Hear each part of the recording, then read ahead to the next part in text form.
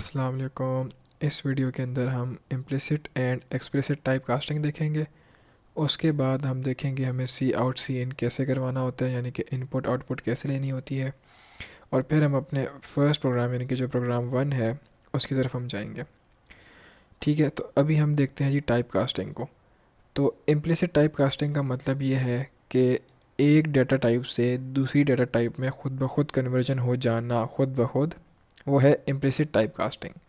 इसकी मिसाल ऐसे है जैसे कि मैंने एक फ़्लोट डिक्लेयर किया यहाँ पे, फ़्लोट क्यू, और मैंने क्यू को की वैल्यू सेट की 15/6। अगर मैथमेटिकली इसको सॉल्व करें तो देखें हमारे पास आता है कोई डेसिमल वैल्यू आती है जो कि 2.5 आती है। बट क्योंकि इस टाइम ये एक इंटीजर है, इसकी अगर मैं उसके ऊपर होवर करूँ, अपना कर्सर लेकर जाऊँ, तो ये कह रहा है ये इंट है और ये भी एक इंट है, यानी कि दो इंटीजर आपस में डिवाइड हो रहे हैं और फ्लोट के अंदर स्टोर हो रहे हैं। तो वैसे अगर देखा जाए तो इसकी आउटपुट आनी चाहिए 2.5, ठीक है। लेकिन अगर मैं इसको सी आउट कराऊँ, यानी कि मैं इसको आउटपुट कराऊँ, तो हमारे पास इसकी आउटपुट आती है 2।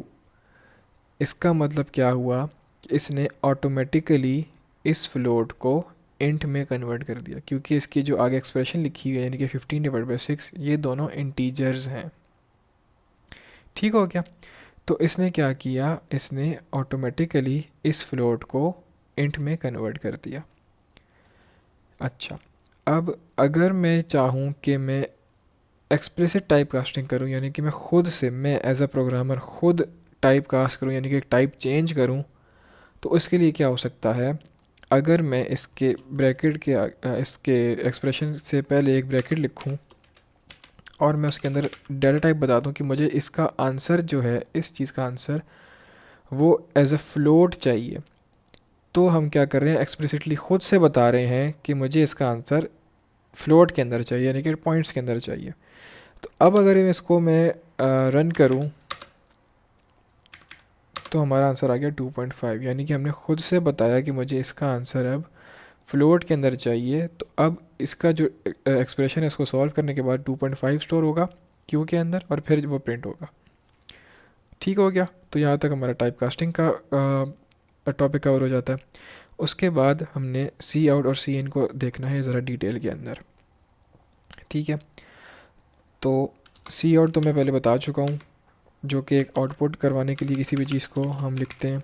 सी आउट के बाद दो एंगुलर ब्रैकेट्स और उसके बाद जो भी आपको मैसेज प्रिंट करवाना हो कंसोल के ऊपर, हम वो लिखते हैं, जैसे कि कुछ भी के हेलो वर्ल्ड।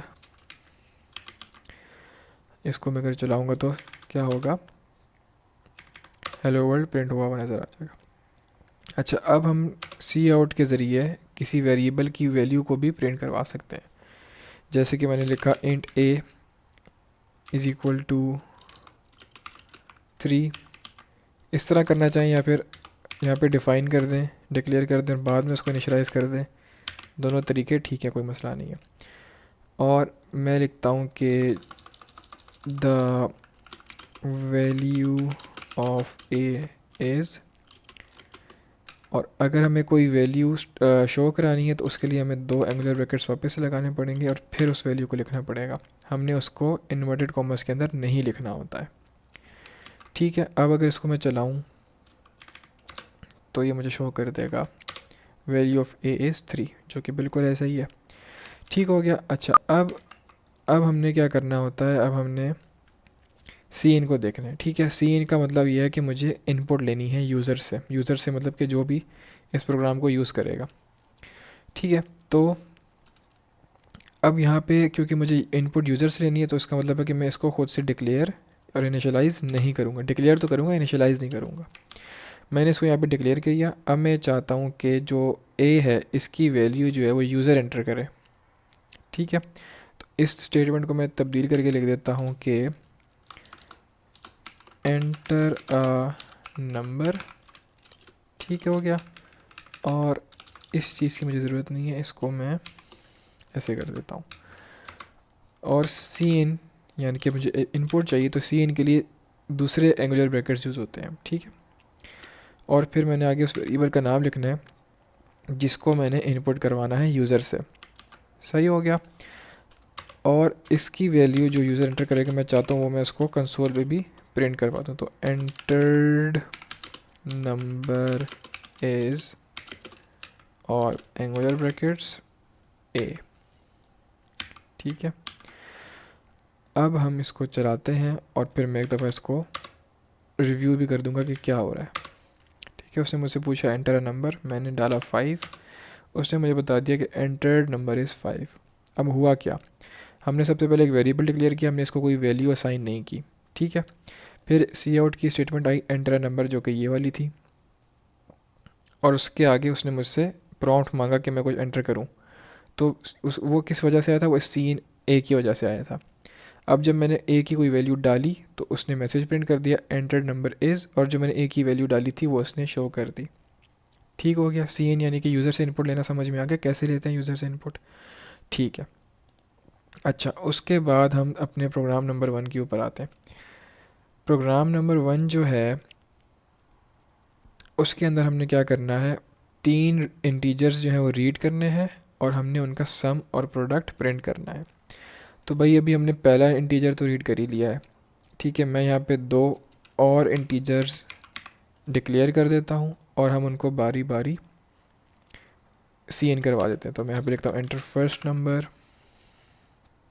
ठीक है, इसको मैं यहाँ पे कॉपी पेस्ट कर लेता हूँ 2 दफ़ा। ठीक है, यहाँ पे हम करते हैं एंटर सेकंड नंबर और यहाँ पे बी हो जाएगा और यहाँ पे सी हो जाएगा और यहाँ पे हो जाएगा एंटर थर्ड नंबर। ठीक है, ये जो स्टेटमेंट्स हैं ये वाली, ये क्या कर रही हैं, इनपुट ले रही हैं यूज़र से ए, बी और सी, यानी कि 3 नंबर हम इनपुट करवा रहे हैं यूज़र से। उसके बाद हमें क्या करना है, हमें सम और प्रोडक्ट करना है। तो मेरे पास ऑप्शन है कि मैं इधर ही सम को और प्रोडक्ट को डिक्लेयर करा दूं। ठीक है, वरना मैं चाहूँ तो अलग से इंट सम और प्रोडक्ट कर दूं, वो भी ठीक है, कोई मसला नहीं होगा उसके अंदर। अच्छा, सम और प्रोडक्ट को मैंने यहाँ पे डिक्लेयर कर दिया। अब मुझे क्या करना है, सम और प्रोडक्ट को कैलकुलेट करना है। तो sum is equal to A plus B plus C.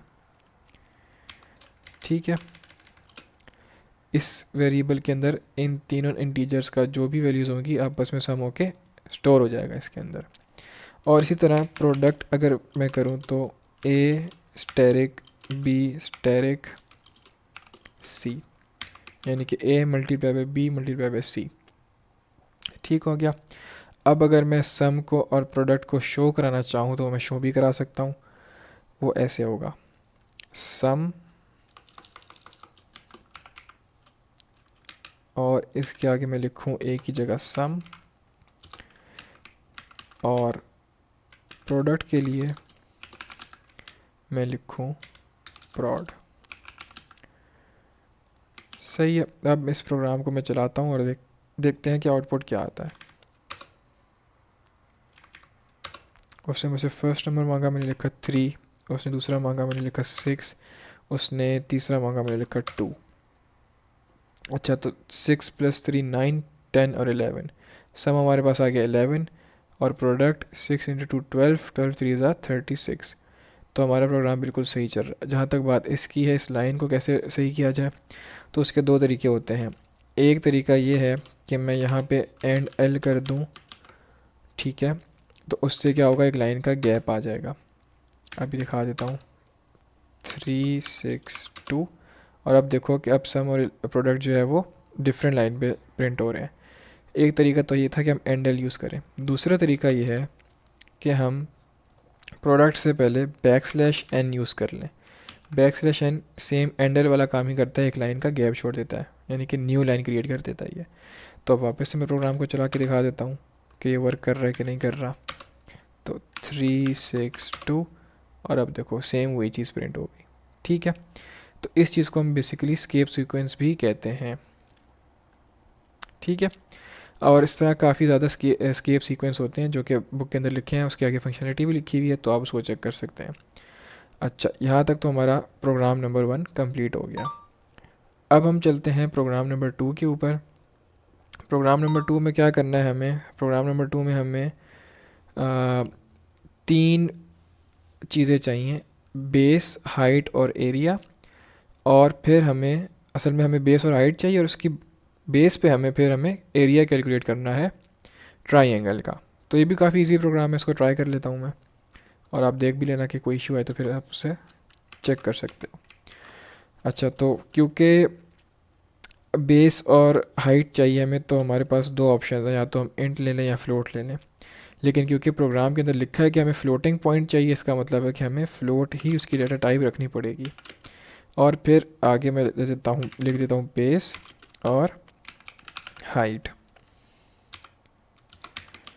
ठीक है, अब मुझे इसकी वैल्यू जो है वो यूज़र से लेनी है, तो मैं पहले एक मैसेज शो कराता हूँ, enter the value of base. ठीक है, सी इन बेस, और इसी तरह सी आउट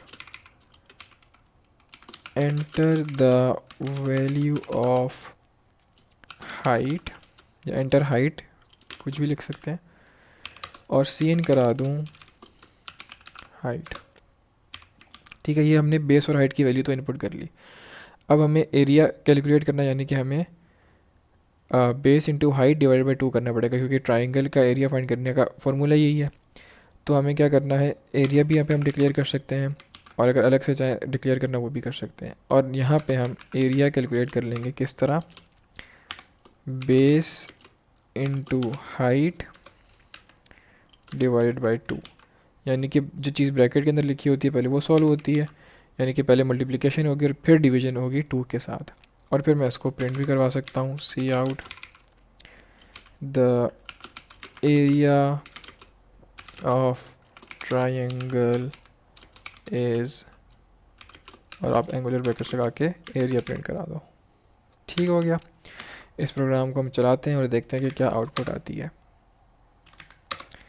मैंने वैल्यू डाली जी 4, और इसको मैंने डाला 3.5, तो उसने मुझे 7 प्रिंट करके दे दिया। क्यों?